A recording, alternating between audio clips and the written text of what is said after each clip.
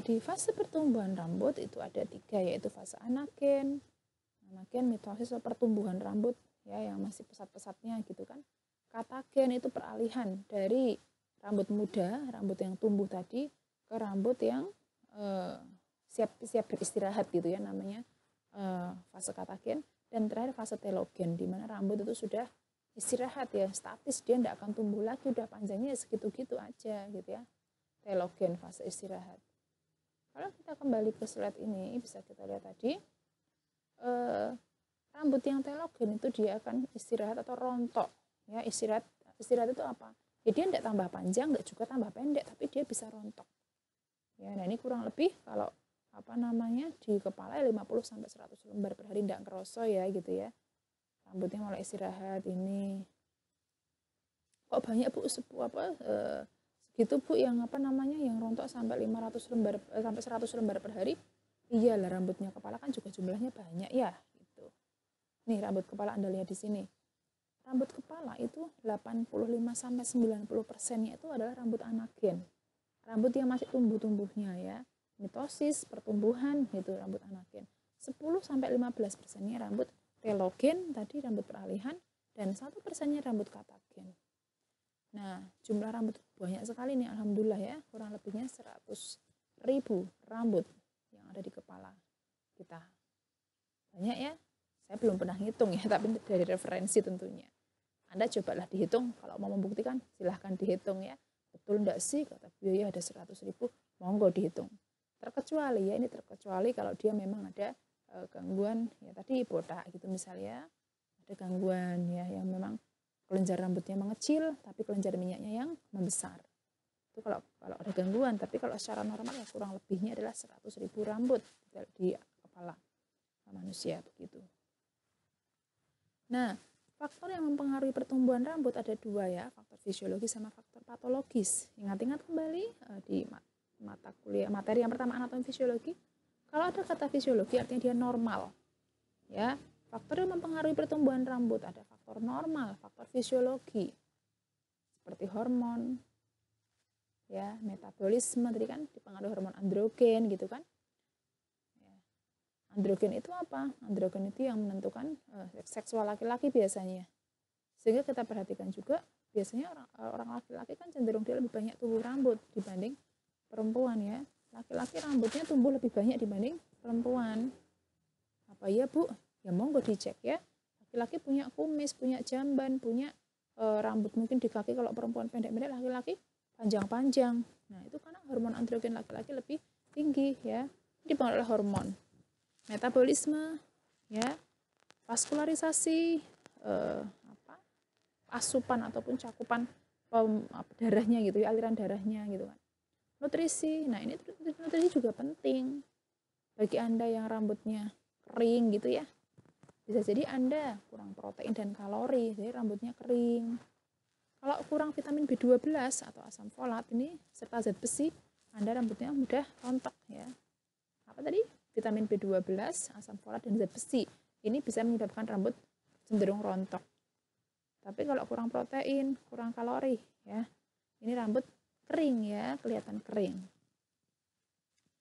Nah, selain faktor fisiologis tadi ada juga faktor patologis karena adanya suatu penyakit ya, adanya radang sistemik atau radang lokal, atau juga mengkonsumsi obat-obatan atau mengkonsumsi yang obat yang sifatnya logam gitu ya. Itu juga akan mempengaruhi pertumbuhan rambut manusia.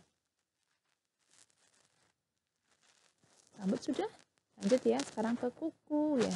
Ini kuku, monggo diperhatikan ya, ini bentuknya. Kalau diiris secara melintang begini, nah irisannya ya, kelihatan. Ada epidermis, ada dermis, bone ya, ada tulangnya ya. Nail root ya, nail root apa itu akarnya ya. Nah, kuku ini tersusun dari protein yang mengeras ya, keratin. Fungsi kuku dia sebagai pelindung jari. Ya. Lempeng kuku atau ini lempeng kukunya ya. Lempeng kuku memiliki bentuk 4 persegi panjang. Ya walaupun tidak yang 4 persegi panjang kotak pas, enggak ya. Ada yang apa bentuknya kan berbeda, cuma ini kita ke bentuk dasarnya gitu ya.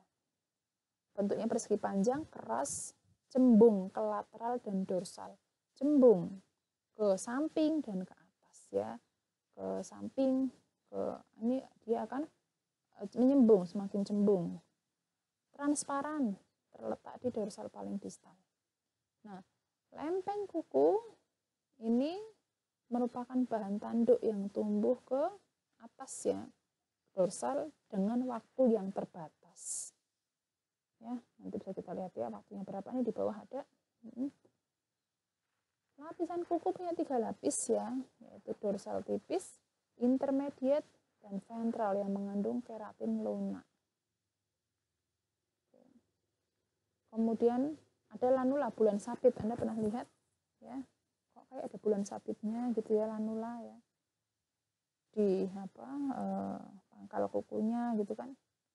Ini merupakan ujung akhir dari matris kuku. Nah, kenapa kok muncul warna putih? Warna putih ini di kuku ya muncul yang di lanula bawah, yaitu biasanya karena ada epitel yang lebih tebal dan kurang melekatnya epitel itu di bawahnya, sehingga transmisi warna dari pembuluh darah kurang tampak ya. Kalau ada yang warna kukunya putih itu di bawahnya kok putih ya, karena dia di situ lebih tebal, epitelnya lebih tebal dan kurang melekat ya dengan jaringan di bawahnya, sehingga pembuluh darah itu ya aliran darah tidak kelihatan dari luar, yang menyebabkan warna merah ya, pink kemerahan itu kan karena adanya aliran darah kan. Nah, kalau dia si lapisannya tebal dan aliran darahnya tidak kelihatan, akhirnya terkesannya itu putih gitu. Kemudian alur kuku dan lipat kuku nih merupakan batas pelindung kuku. Oke. Matris kuku terdapat melanosit ya, melanosit. Oke.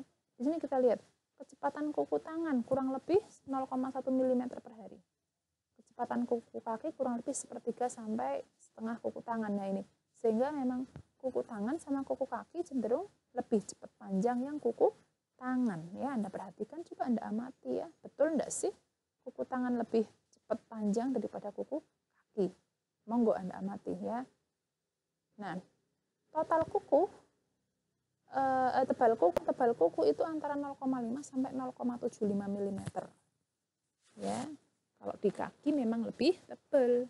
Kalau di tangan itu setengah sampai 0,75 mm. Kalau di kaki bisa sampai 1 mm ya. Di kaki masih lebih tebal ya. Anda coba kalau pas memotong kuku gitu kan bisa dirasakan, oh yang kaki kok kayaknya lebih tebal nih ya, lebih susah dipotong.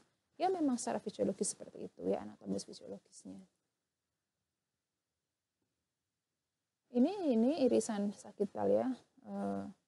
Melintangnya ini ya, ini kalau diiris begini ya, set gitu ya, set melintang. Kalau ini diiris begini, yang cross section itu kan yang irisan begini ya, kita lihat.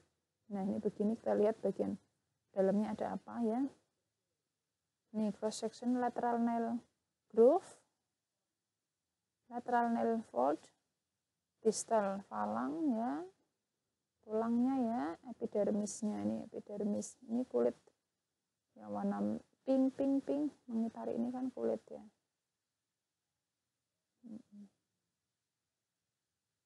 Kita lihat yang di sini coba. Nah, ini nail bed, bantalan kuku. Jadi ada nail plate. Nail plate itu tadi lempeng ya, lempengan kukunya, nail plate ini ya. Kelihatan kan? Nail bed itu bantalan kukunya, ini bantalan kukunya yang bawahnya ya. Hiponikum. Ini epidermis nih, bagian luarnya ya. Bagian luar ini ya epidermis ini ya. Epidermis. Kemudian jaringan serat-serat kolagen yang menyebabkan kuku ini ya cenderung elastis, lentur karena banyak serat-serat kolagen. Nail matrix, distal falang. Distal falang itu apa ya? Ya ini tulangnya ya, tulang di kukunya ini tulang kan menyambungkan ke tulang jari-jari. Nah, ini kalau kelihatan dari mata telanjang ya, ini akan kelihatan seperti ini. Maksudnya ini yang tanpa irisan ya, kelihatan